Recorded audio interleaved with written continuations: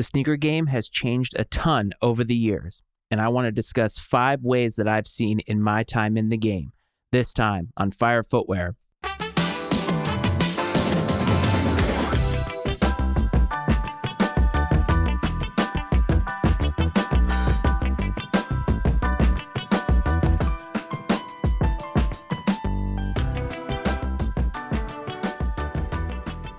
Welcome back to Fire Footwear, everybody. As always, I'm your host, Matt Frates, and I hope that this finds you well. I hope that your 2025 is off to a great start, and I hope that last week's episode regarding sneaker resolutions was something that resonated with you. I did get a lot of positive feedback, and I'm very excited to implement some of these resolutions in my everyday sneaker life. And one of the ways that I wanted to do that was by getting new voices and hearing different perspectives on the pod. And so next week, we're going to hear from somebody who I consider one of the boots on the ground in sneaker culture and sneaker content. So look out for that next week. But what do I want to talk about this week? Well, I want to talk about how sneaker culture has changed over time. One of the things I love about sneaker culture in general is that there is some element in it for everybody. And while sometimes that isn't an element that you necessarily live with, I do feel like the inclusion that is capable within sneaker culture is something that we need to lean into a little bit more. Maybe resale has ruined some aspects of that, but I think that the sneaker world has kind of fallen down a little bit in terms of overall popularity. And some of that is due to some of the observations that I have made, but honestly, I think some of it is just due to economics. And I think the fact that so many shoes are available and the stock is high, hype is down. And we're probably going to see some of these companies try to traffic in that as we come about this year. But I wanted to get into some of the things that I have seen in sneaker culture. When you talk about culture, there are so many elements to it that go into what makes something a culture. And even in the larger aspect of a culture, there are many subcultures within it that people live in. But the idea is that sneaker culture encompasses a lot of different elements that many of us live through. And over the years, and when I think of this, I think more specifically in the past 5, 6, 7, maybe even 10 years, some of these elements that have changed earlier than that have started to have a huge influence on the game and the culture. And when I was listening to some other sneaker content this week, they were talking about one element of it, and it really got me to thinking about the culture as a whole. And so I wanted to take this opportunity to talk about some of those changes that I think have happened. I also want to say here that these aren't necessarily bad changes depending on how you look at it. Some of them can be perceived as bad, some of them can be perceived as good, and I think that's just the way life works. So let's get into 5 of them that I saw and I think are important for you to hear. The first one, I think, is a changeover to online shopping. Obviously, the internet wasn't invented 5 years ago. It was invented a long time ago. And who invented it? Well, some people have different opinions about that. But online shopping has changed a lot when it comes to sneakers. Think about 10 years ago even. One of the best ways to get a shoe was to go to a sneaker release. And if you listened last week, you'll remember that that was something that I encouraged you all to do. But I think online shopping has changed the way that we connect in this game. And I think it changes the way that we connect with shoes, and it changes the way that we connect with our fellow sneaker lover. When you had to go out to stores, it was an experience. It was also time that you had to take to go out to these stores. A vast majority of the time, unless you had a plug or really knew what you were doing, you were wasting a lot of time when you went out to these stores because many people wouldn't come home with the shoes that they wanted. You just couldn't. It was impossible to come home with it every single time that you went. But now, with online shopping being predominantly the way that people cop shoes, now you can do it whenever you want. Now you can wake up a literal minute before the release time and possibly even get the shoes. You can enter raffles, you can try on multiple sites. There are many options available to you. And that's a huge shift in the way that we do this. And I think that in some ways it has made it, a little bit of a detriment to the culture because the availability and the ability to go get something whenever we want, I do believe in a general way takes away from the appreciation that we have. Even somebody like me who doesn't buy as many shoes as, say, your average sneaker lover, whenever I get a pair of shoes, it's almost conditioned inside me to start thinking about the next pair, because every weekend, almost every day, there is a shoe that releases. It becomes so hard to keep up.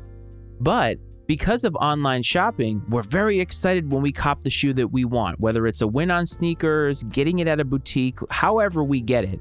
And then we're waiting and anticipating for it to come to our door, and we get it, and then we kind of see it. We maybe post about it on social media. Some people might wear it right out the gate, and then we're already on to the next one.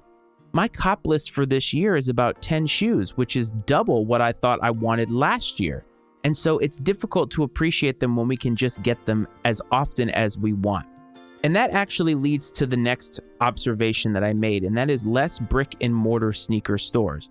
Now, don't get me wrong, they are still around and you can still find them. Foot Locker, DTLR, there are places like that where you can still go to a physical store, see what stock they have, and buy a shoe from those folks. But there are fewer and far between. And even the bigger companies, I think Nike is the most egregious with this. They try to go direct to consumer. And in my opinion, while that is noble in its intention, it failed in its execution.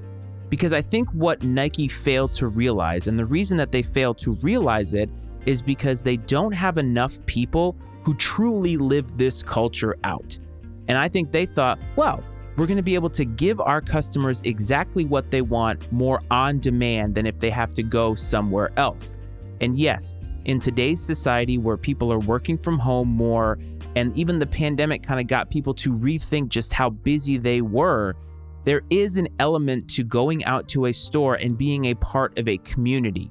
And these stores have changed fundamentally now. They are different than they have ever been. And that's going to be another observation that I'll make a little bit later. But honestly, the community that used to be a part of these stores is no longer. You can no longer go out there and find a bunch of people that are going to hype up what you have on or meet up with people during a release. It may happen in certain areas of the country and for certain shoes, and that goes down to marketing. But in places like where I live, if I go to my local DTLR, I'm probably not going to see a line out the door. And some of that has to do with the fact that they just don't get the shoes anymore. And that kind of stinks because the physical nature, the community building that would happen, even if you went out to a brick and mortar store and struck out on a shoe, you might actually strike up a new friendship, and that leads to connections that could lead to plugs. There's so many avenues that could lead down, and we don't have those anymore. It just doesn't exist that way. And the other observation within the brick and mortar stores, and I think this is a fundamental shift, is the fact that customer service is no longer the same. Now, before anybody calls me a hater of young people, it has nothing to do with the age of the people. To me, I think it just has to do with the culture around working in a retail store. Obviously, younger people younger than me, especially kids that are in high school or are high school adjacent, they have fundamentally different views on customer service in general.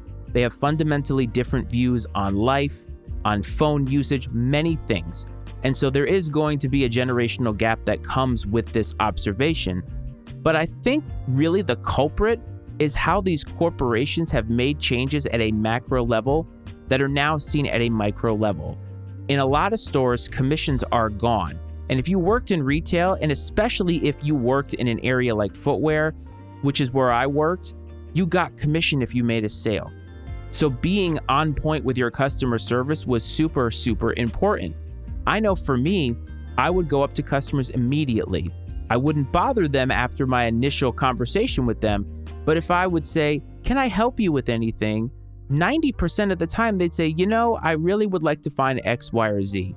And many times that was an in to educate them and also make sure that sale happened.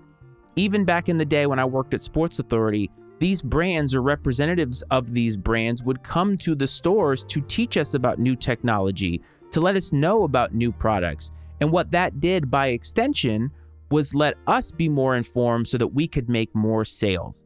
It was a different experience. You were almost treated like royalty when you went into a store like that. Think about your shoe buying experience as a kid.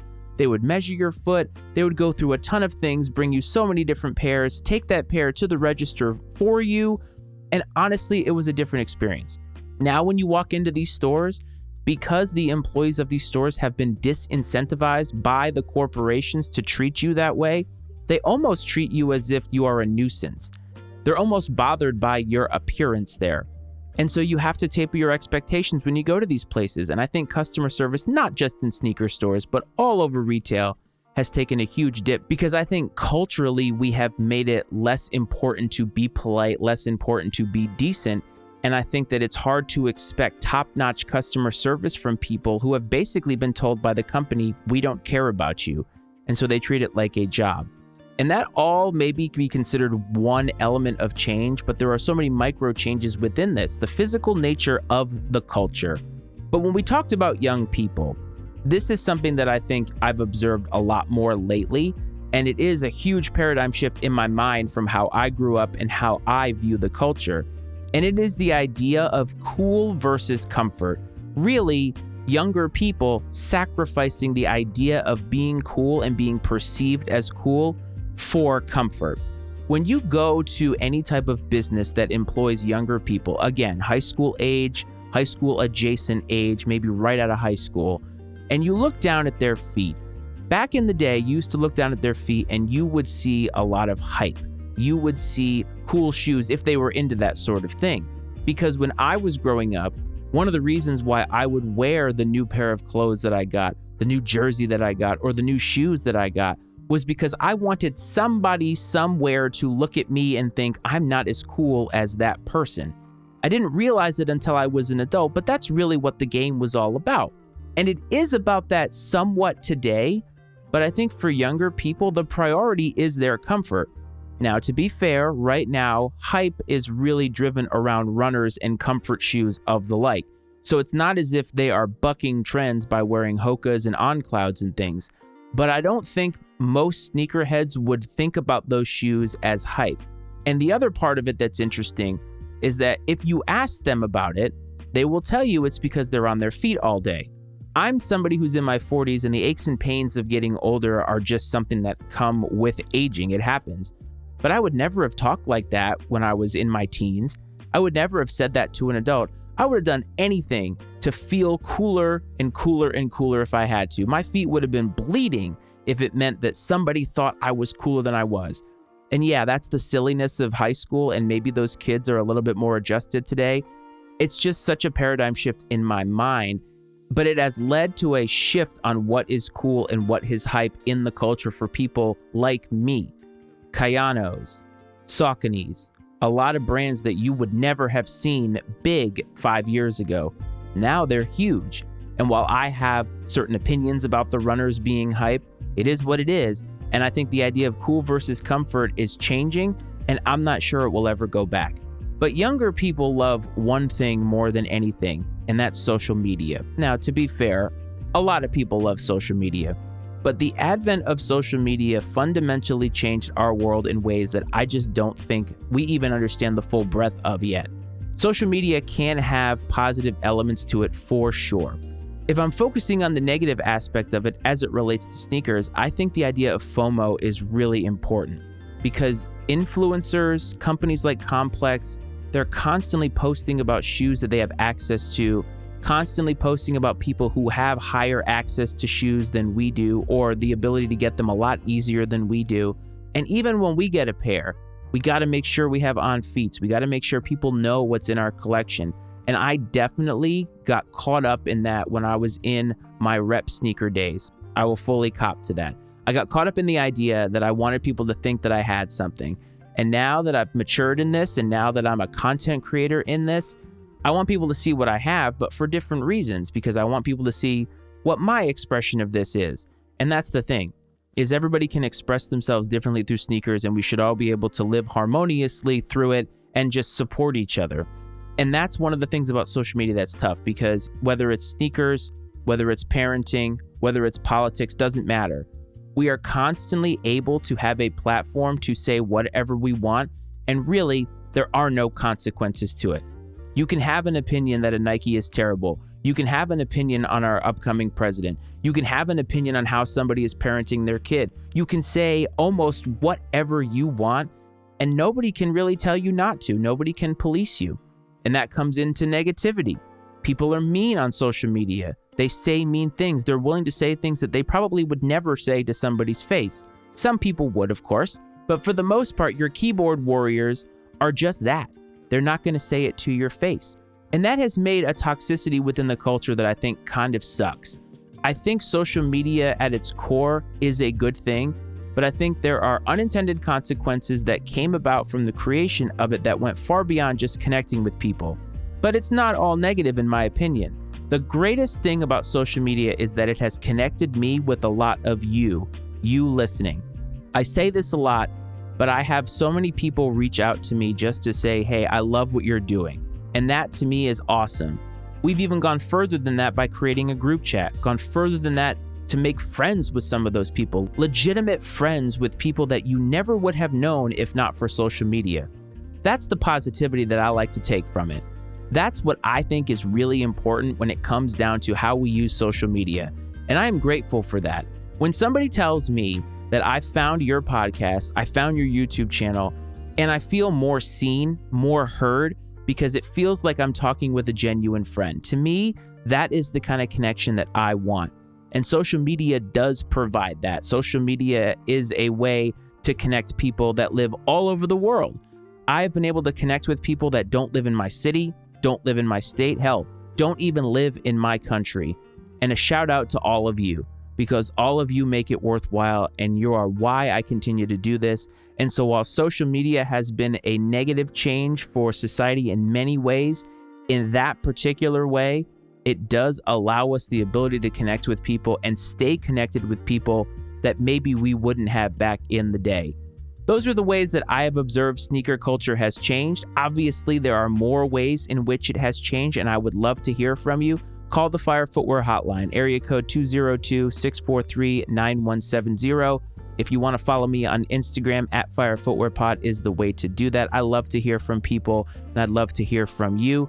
If you want to find me on YouTube, Fire Footwear Sneakers Talk on YouTube, please go there. Please subscribe. Please watch the videos. I'm doing some really awesome stuff, some more fireside chats, if you will. And don't forget to look out for next week's episode where we will have our second interview of Fire Footwear. I hope this finds everybody well. I hope this finds everybody safe.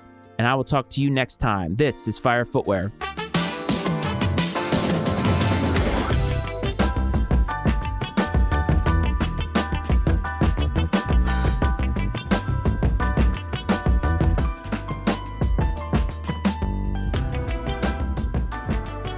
The opinions and viewpoints expressed on Fire Footwear are those of Matt Frates and his guest, and not necessarily those of the Matty Ice Media Network.